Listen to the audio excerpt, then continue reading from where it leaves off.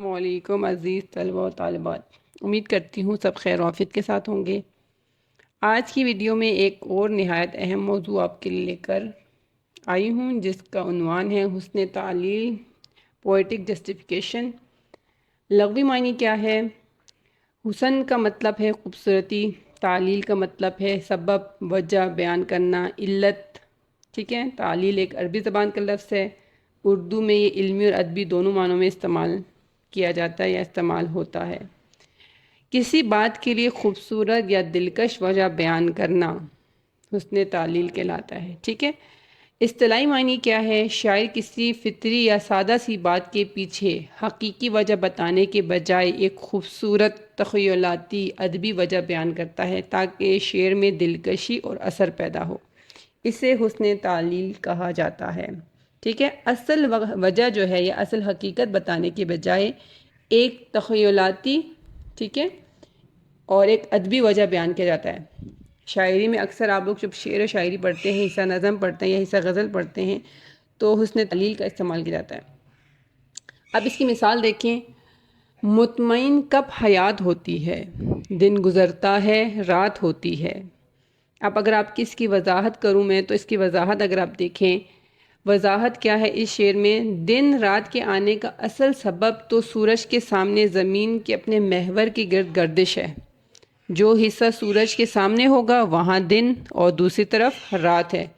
یہ اصل وجہ ہے، اصل حقیقت یہ ہے دن اور رات کے آنے میں۔ ٹھیک ہے، دن کا رات میں بدلنے اور رات کا دن میں بدلنے کی اصل وجہ اور اصل حقیقت کیا ہے؟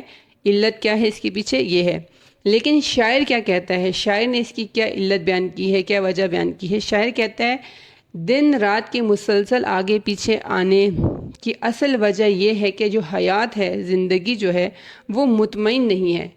ٹھیک ہے، وہ بے چین ہے، وہ مضطرب ہے، وہ اضطراب کا شکار ہے۔ اس لیے دن رات جو زندگی کے مظاہر ہیں وہ کروٹوں پر کروٹیں بدل رہے ہیں۔ ٹھیک ہے، وہ بے چین ہے، اس وجہ سے وہ کبھی دن میں یا رات میں تبدیل ہو رہا ہے۔ ٹھیک ہے، شاعری میں شاعر نے اس کی وجہ کو اس انداز میں بیان کیا ہے۔ تو اس انداز کو، اس طریقے کو کیا کہا جاتا ہے؟ حسن تعلیل کہا جاتا ہے۔ اگلا دیکھیں۔ پیاسی جو تھی سپا خدا تین رات کی، پیاسی تھی جو سپا خدا تین رات کی، ساحل سے سر پٹکتی تھی موجیں فرات کی۔